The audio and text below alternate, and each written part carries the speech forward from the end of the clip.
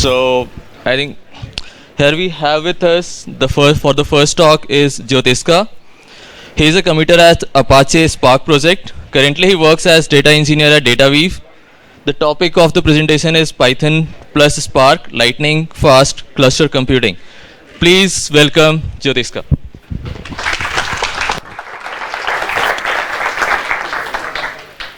Okay, thanks guys. Thanks guys for coming here. Am I audible? This one.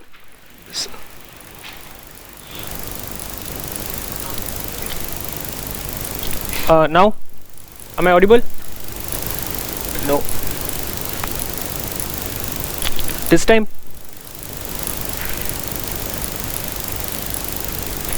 Can you guys hear me?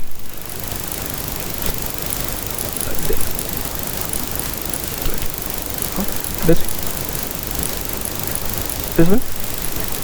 Yeah. Hello? Hello? Hello? Yeah, okay. Thanks guys for coming. So this is my first PyCon and the first PyCon talk that I'm giving.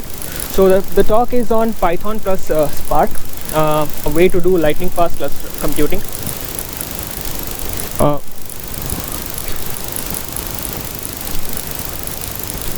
Hello?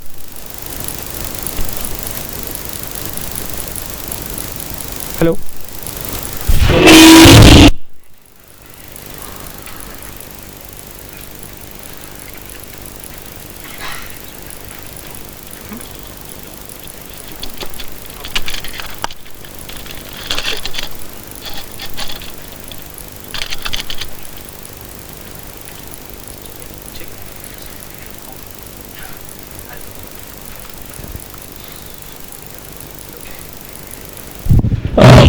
Sorry.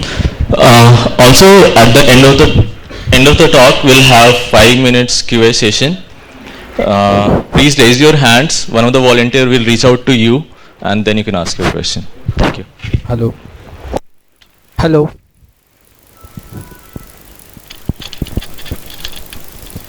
Hello? Hello? Yeah, I think you can hear me now. Yeah.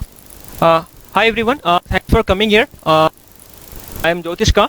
I work as a data engineer in a company called DataWeave. I'm also a committer to this Spark project. So the topic talk is Python and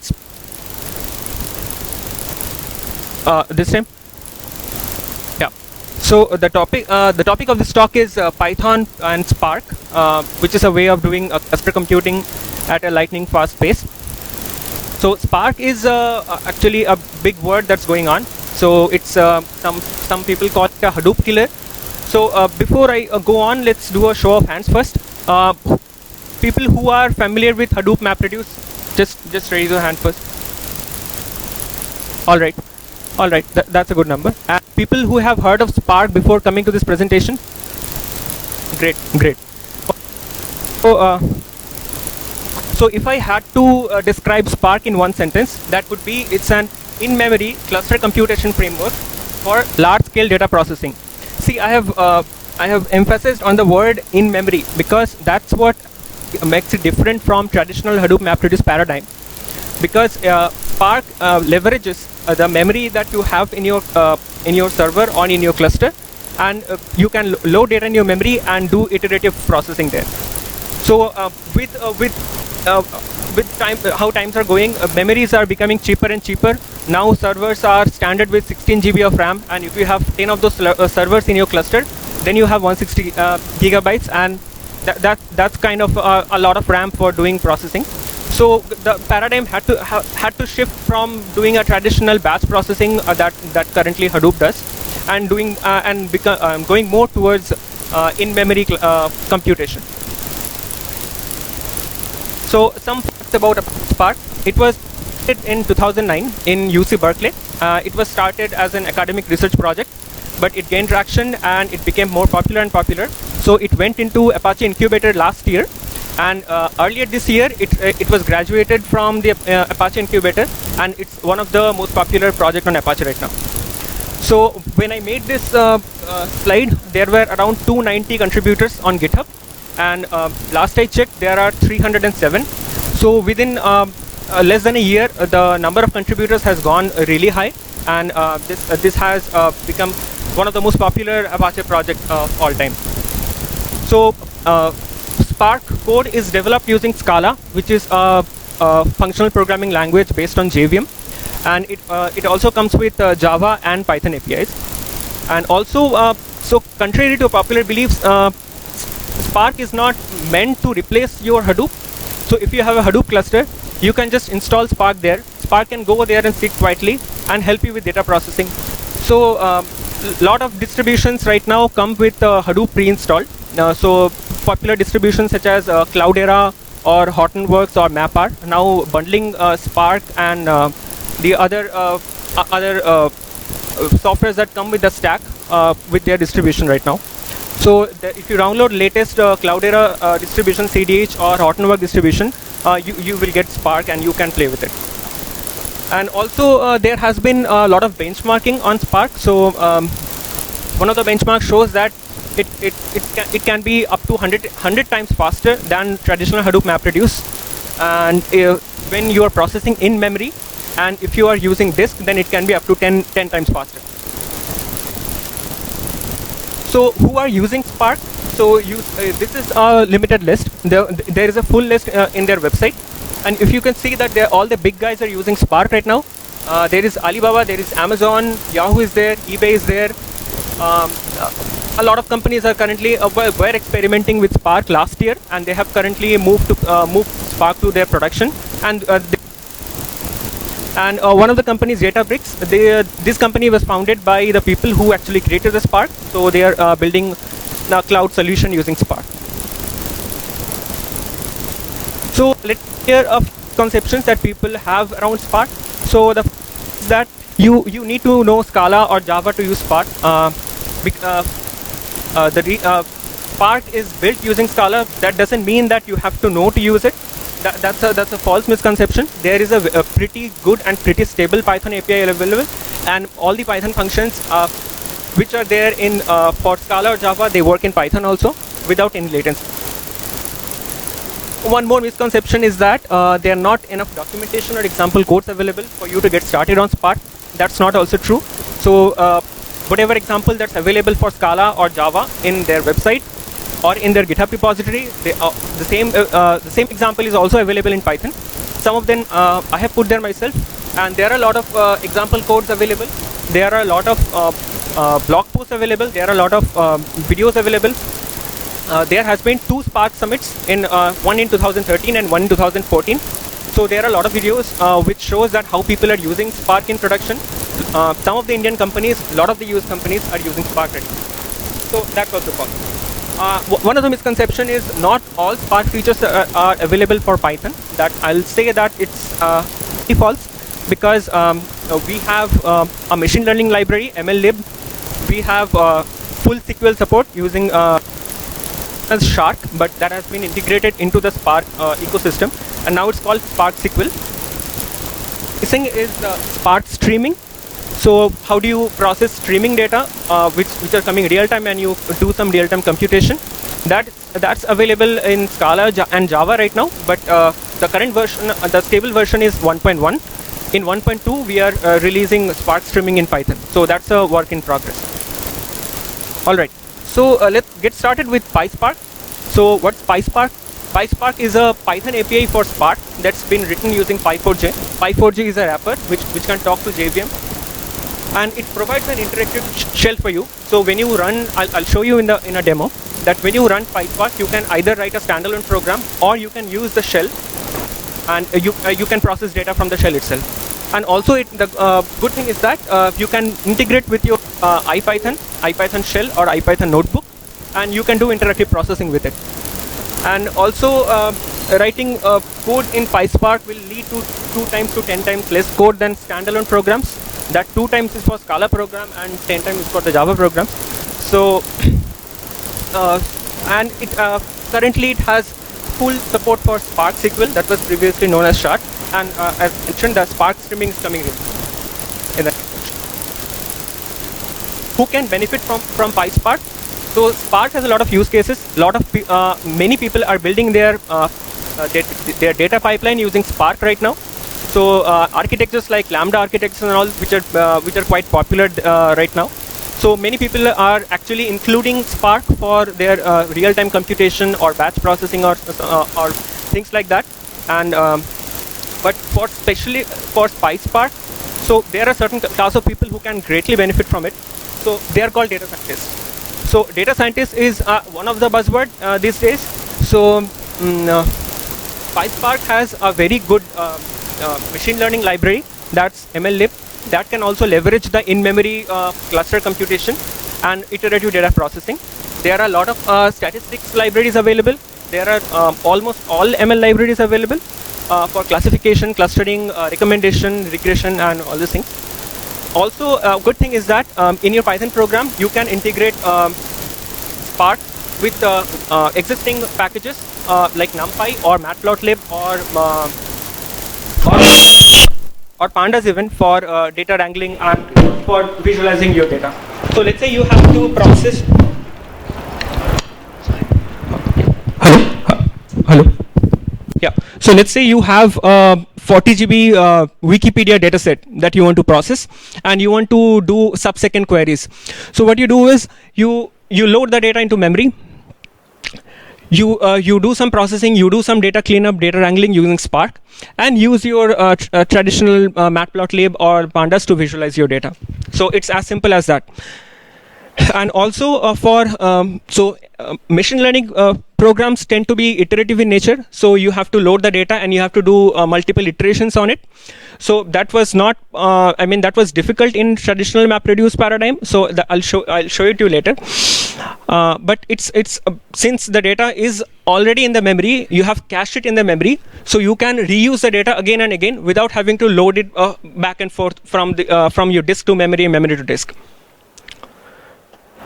Okay, so this is interesting. So how Spark differs from traditional Hadoop MapReduce paradigm. So this is a very common picture that you have seen. This is a MapReduce architecture. So you load the data from the disk, it goes into a mapper, then it goes into a shuffler, then you do reduce, and then you write the whatever you have processed back to disk. And in between you keep reading and writing from the disk, because the idea for MapReduce was that the data should not come to code should come to data. That's why you do a lot of writing back and forth from disk. And it's a programming paradigm for batch processing, and by the way you achieve fault tolerance is you replicate the data in n number of data nodes. And also for if you want to use some high level frameworks like Pig or Hive, if you want to process your data, then it will run one separate MapReduce program for each query that you process. So what's different in Spark?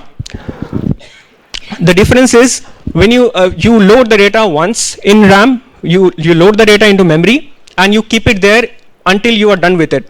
So you don't have to write it back to disk again, or for if you want to do any kind of operations, map, filter, reduce, anything, you don't have to write it back to disk. You can keep it in memory as long as you like, and you can process the data in any way. And the good thing is, so if the data is too, so you might say that let's say I have 16 GB of RAM and I have to process 100 GB of data. What happens then? So it will fit whatever it can into memory. Rest will be spilled into disk. So whenever it has to compute with the whole data, it will take it back from the disk, and it will work like a normal MapReduce. Also, like I mentioned, that it can be integrated with IPython shell or IPython notebook or standard Python shell. So you can do interactive processing. So in your shell, you can process data, you can see the output right there, you put it into some other collection, you put it into, you run some other computation on it, it's become interactive. And also the data set is represented as RDD. RDD is an data abstraction in Spark. I'll explain.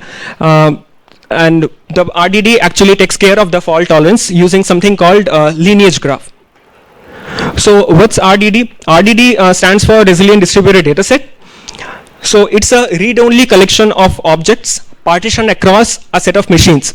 So when you load your data into memory, it in a Spark context, it actually becomes an RDD.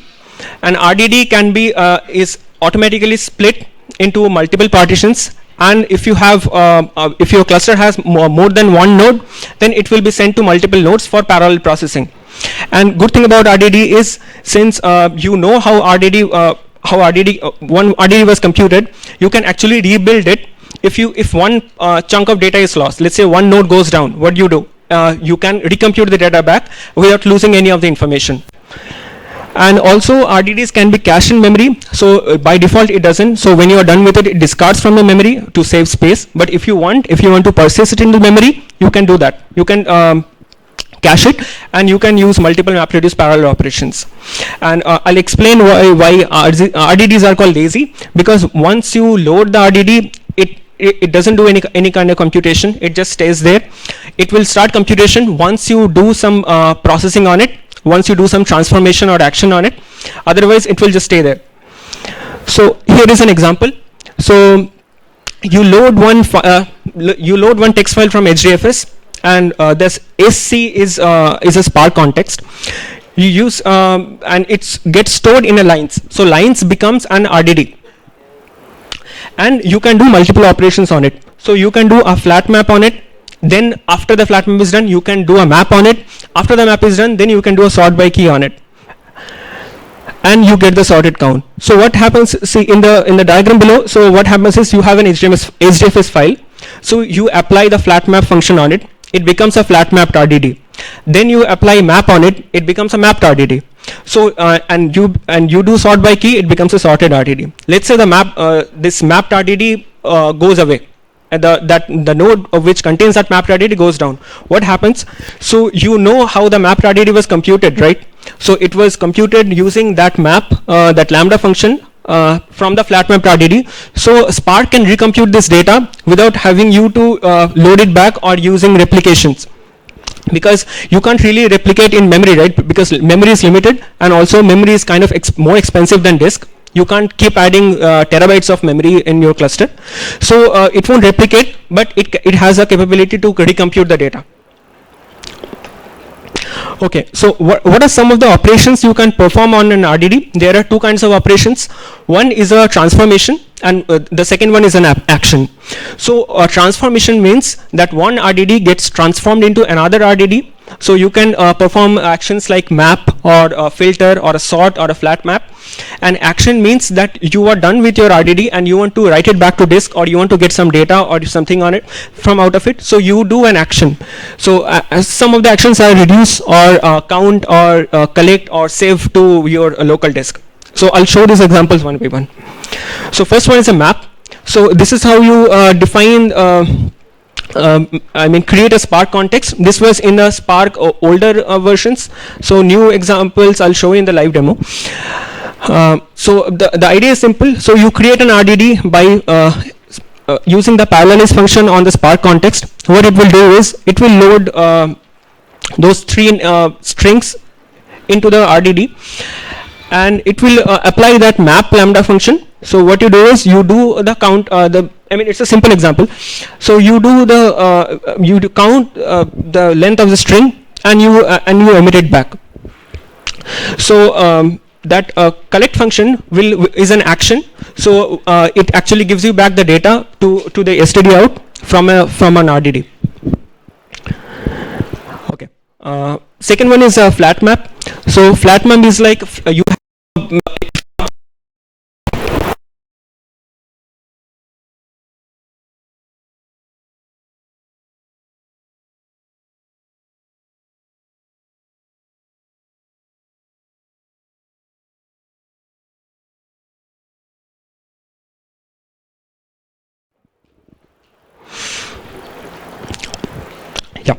So next one is filter. Filter is simple. So if you want to, from an RDD, if you want to apply a filter function to filter some of the data back, so you apply the filter. So I have a list of integers, and I want to get only the integers which are even. So I use a lambda function where I do a modulo on it and collect the data only where that lambda function satisfies. As simple as that. So this is an example of an action on you do on RDD. So you do reduce. So let's say you want to do a sum of 1 million integers. You create the list which is stored in the num underscore list, and then you perform the reduce operation on that RDD, and you use the operator add. So it gives you back the total. Also, you can do similar way. You can count. Suppose you want to count how many words are there in a text file. So what you do is you split the lines into different words. Then you flatten it, and as simple as that, you count the number of elements are there in that RDD. And also at the end, you can save the data back to your HDFS or your local computer. So what you do is you load that. You load the whatever file is there in your HDFS in as an RDD. You split it, you flatten it, and you use a save as text file, and you mention the output directory where you want to save the text file. Right. So let me show you some demos actually that will actually make things clear. So is this visible? Should I increase the font size? Okay.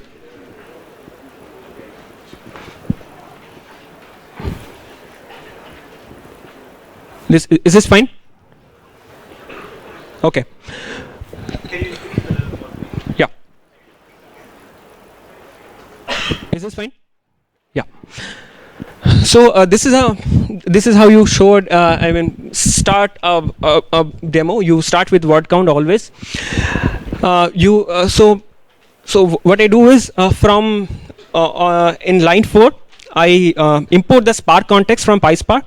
And I create a Spark context with an app name that's called word count demo. So you name your app, and then in the next line, what you do is so you supply one text file that you have in your local machine, and you load it as an RDD, and then you do a filter on it.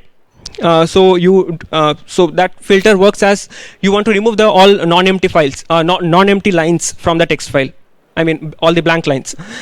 And after that, for all the lines which are not empty, you flatten it by splitting them into small strings, and then you perform. I don't think. Wait. Okay. So in line 17. You first perform a map on it, because I want to compute the top 5 words according to the frequency. You perform map on it. You emit it as each word as the word and a value 1, and then you reduce by the key, where the key becomes the frequency, and the word is as a second parameter. And see that I have done sort by key. So this will, since the frequency is the key now, so it will sort based on the key, and that false means that it will do in a descending order. If you don't mention anything, it will automatically assume that it's true, which means that it will sort by ascending order. That's why you mention false. And you at the end you do a words count dot take. Take is also an action. It will take top 5 the integer you mention in that parenthesis. It will take that those many numbers of elements and show it to you in your std out. Okay, so how do you do this? Okay, let me.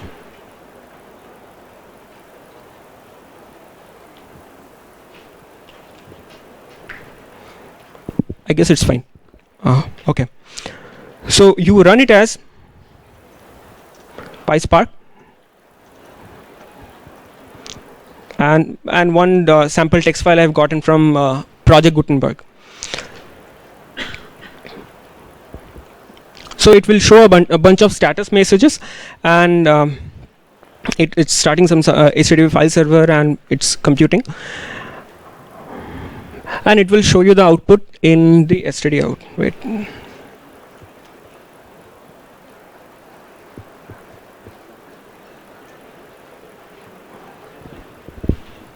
Okay, so here is the output. So it shows a job here. It shows that the job is finished, and the job took 2 seconds. That's okay, right? Because it's a local machine, and it shows that the top 5 words and the frequencies also. So because I did not remove the stop words, it will show the stop words, but you get the idea, right? Okay.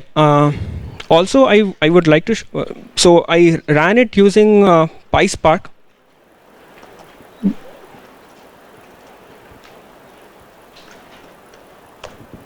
So PySpark is not really PySpark. So there is a script called Spark Submit. So when you are submitting a job to Spark, you use this script, and you if you are running any Python script or JavaScript or Scala script, you use this Spark Submit to submit the job back to Spark. And I have just created an alias so that it becomes I don't have to type it every time.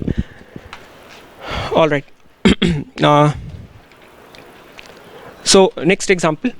So this is a simple log processing. Suppose you have a big bunch of HTTP log. Okay, so one thing I should mention is, so the examples I'm showing, it might seem really simple examples because since I'm running on local machine, I'm not really testing it with a lot of data. But the good thing about is this is you can actually so if I'm running on 1 MB file or 10 MB file or 100 MB file, and I'm using this script, if you have 1 terabyte file or 10 terabyte file, you can use the same script and you can run it on your cluster, and it will depend on the how powerful your cluster is. It doesn't change anything. The code remains same. So all the actions or transformations you apply in RDD, it becomes same no matter how big your data is. You just have to. It depends on your how big your cluster is and how powerful it is. Okay, so second example is simple log processing. I'll just go through it quickly. So again, you create an app that's log processing demo. Then you get the files from the as a command line argument, and then you find out how many post requests have been made. So so you filter the lines which contains post caps post in it, and you also find out how many 200 requests has been made, how many valid responses has been. So you also filter out the lines which have 200 in it, and then you print it in the stdout. I'll just quickly show it. So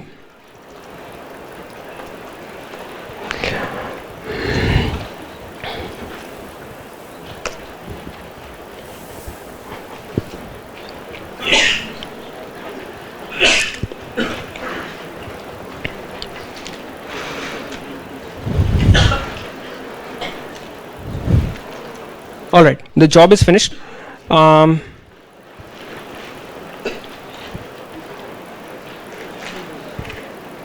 Okay, so here it shows that number of post requests are the number which is given. Interesting thing is, see this. So here you are doing two operations on this RDD. So first is finding the number of post requests, and then the second is finding the number of valid responses. So so if you see here that it gives you the number of post requests has been made, then it triggers another transformation and action on it. Then it's somewhere here, it gives you back, okay, here, and here it gives you back the number of how many valid responses have been. Okay. I'll quickly go through a third example. So this is an example for logistic regression. So it's one of the popular machine learning technique for classification. So this example, it deals with binomial logistic regression, not the multinomial one. So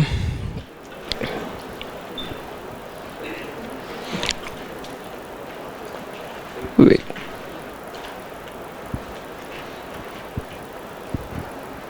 Okay.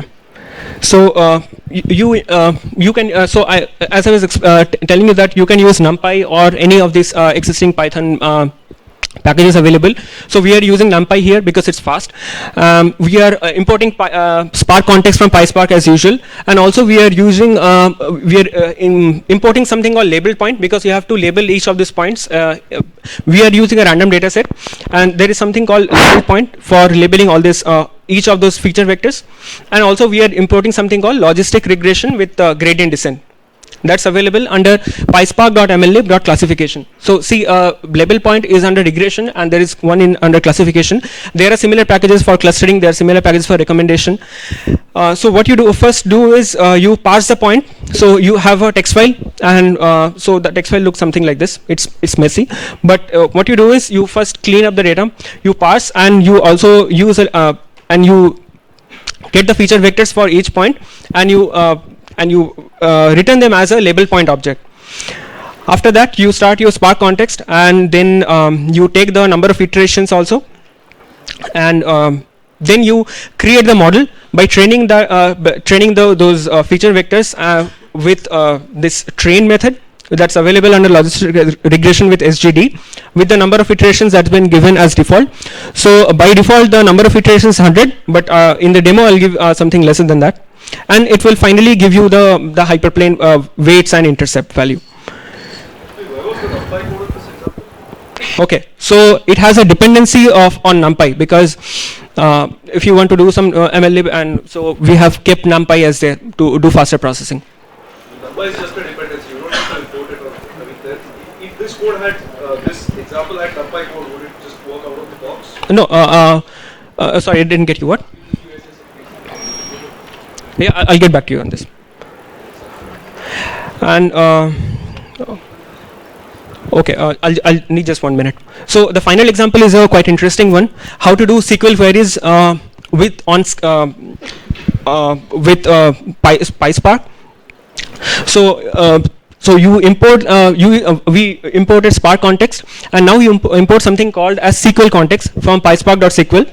So you create a demo, and there is a simple JSON file called people.json. It looks like this. It has name and their age. And what you do is, so here in this line 16, you do the print schema. So it will find out what the schema is, and it will print it on and it will print on the std out. And also you next what you do is you register it as a table.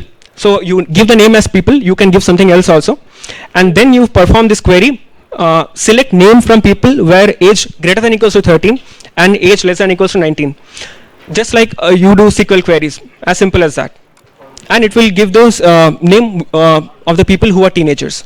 So let's run this.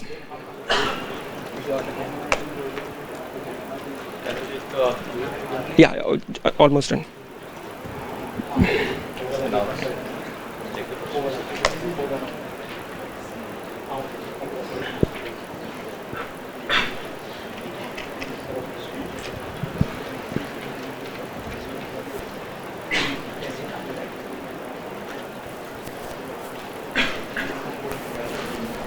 Okay, so if you can see here,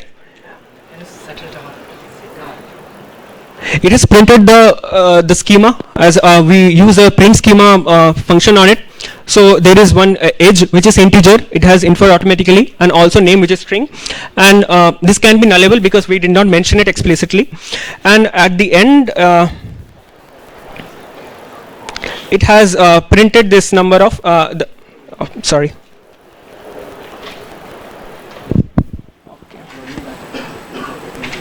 So it has printed the name of the people who matches those the SQL criteria we have given.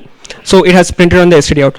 So it's kind of difficult to pack all these things into a half an hour talk session. So there are more interesting things you can do with Spark, and especially with PySpark. So let me get back to the slides.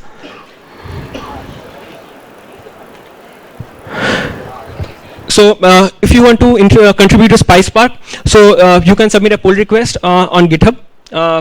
There has been a lot of contributions in last 6 months, and we'll expect that you also contribute back to the project. And also if you use and you find a bug, you can report on the Jira, and you can also join the Apache Spark mailing list. And these are my contact details. That's all. Yeah, thanks. Any questions?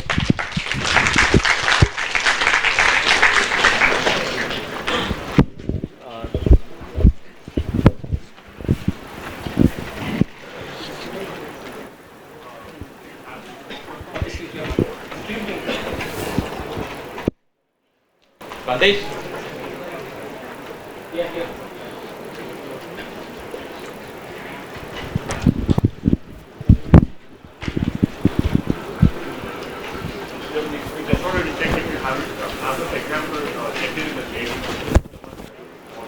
I'll put it on my GitHub repository, and I'll also submit the link on that funnel proposal I've given in the comments. I'll give it that. Yeah, sure. Yeah, just speak up. I can hear you. I can repeat the question if you want to the audience. So most most of the stuff we were talking about, like regression, Yeah. those are time series stuff, right? So those really depend on a lot of iterative prospects, for loops and stuff. Yes. So have you ever thought of doing OpenCL backend? Because OpenCL is built for iterative stuff. Yeah, but see it. What happens in it actually goes back to the Scala program that's given. So it uses that PyForger gateway, and it actually calls that Scala code that's written, and it passes all the parameters there and gets back the output. And so I'm not really sure if OpenCL is compatible with Scala and all these JVM framework. Yeah, Is it? Because OpenCL is actually pretty portable. There's portable OpenCL too. Okay. So, and also there's something like CUDA for GPU. Yeah. And CUDA also has a Java backend, Yeah. JCUDA. So Mhm. I was just thinking, like this stuff has to deal with so much in like parallel stuff. Mhm. So why don't we have a CUDA backend? So parallel stuff becomes so much easier. That's possible. So also what we can one of the feature is you can deploy on multi-core processor. Yeah. So, and if you want to leverage the existence of GPU in your cluster, I don't know if that someone has started the work, but it will be definitely interesting. But it's not there because it's just a year-old project. Yes, I understand, but I'm just curious, and I want to see OpenCL and CUDA support in this. Yeah, definitely, if it's possible then. So, how does this integrate with this? Yeah, how does Spark integrate with NumPy? So all these machine learning functions, it uses NumPy as backend. So it's one of the dependency. So It's a dependency only in building the MLlib module, right? yes, if you're compiling PySpark, I mean from the source, Right. you need to have NumPy in your machine. Okay, what about SciPy or some other something else in the stack which also depends on NumPy, like Pandas, say?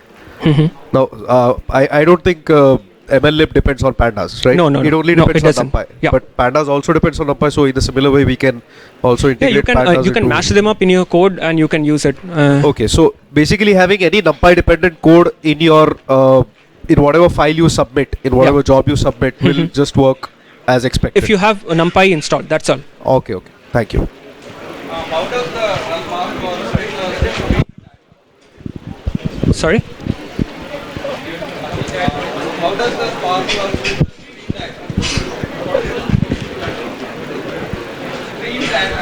Okay. So streaming is not really supported. If you are asking about streaming, it's not yet supported in PySpark, but we are bringing it in the next iteration, in the next version that's being released.